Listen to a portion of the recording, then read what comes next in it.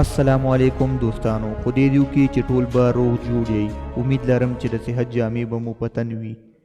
داسې 15 کارونه چې تاسو د بربادۍ کندې ته غورځئ. د دې نه مخکې دوستانو چې زه تاسو ته دا 15 کارونه وښیم، نو که تاسو زموږ چینل سبسکرایب کړی نه وي نو زموږ چینل سبسکرایب کړئ او په خوا کې ورسره د ټلۍ نشان هم ووهئ چې زموږ همدغه رنګې معلومات د ټول ناول تاسو ته ضرور رسي. دوستانو په دې ویډیو کې تاسو سره هغه 15 کارونه شریکوم چې تاسو د بربادۍ کندې ته غورځولی شي. نو دوستانو ویډیو تر پایه وګورئ. اول دا چې د وارخطایي او د شکونو یوځای کېدل. کله چې تاسو وارخطا شئ او شکونه ورسره هم کوئ، نو دا تاسو د بربادۍ کندې ته غورځولی شي. په دغه رنګې حالاتو کې د تاسو نه ډاډ د منځه ځي او تاسو ناکامه کیږئ. نو یاد وساتئ چې د وارخطایي او د شکونو نه ځان وساتئ، ځکه چې دا تاسو د بربادۍ کندې ته غورځولی هم شي.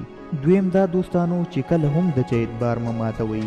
که په تاسو باندې د چا اعتبار وي او تاسو د هغوی اعتبار مات کو، نو ستاسو تعلقات دې سره ختمېدی شي. او که ستاسو د هغوی نه فایده وي او د هغوی تاسو نه فایده وي، نو د دواړو فایدې د منځه ځي.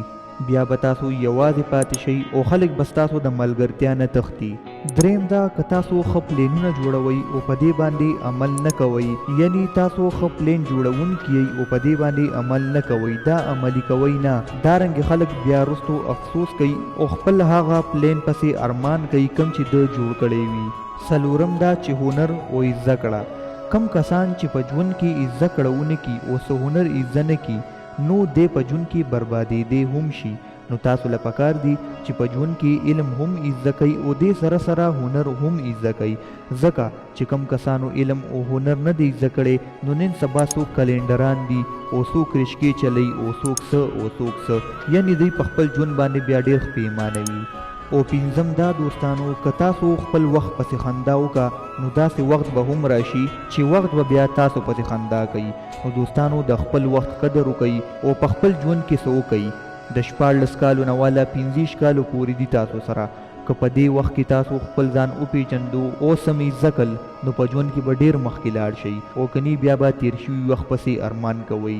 نو امید لرم چې تاسو به په دې خبرو باندې عمل وکړئ او خپل ژوند به صحیح تیر کړئ.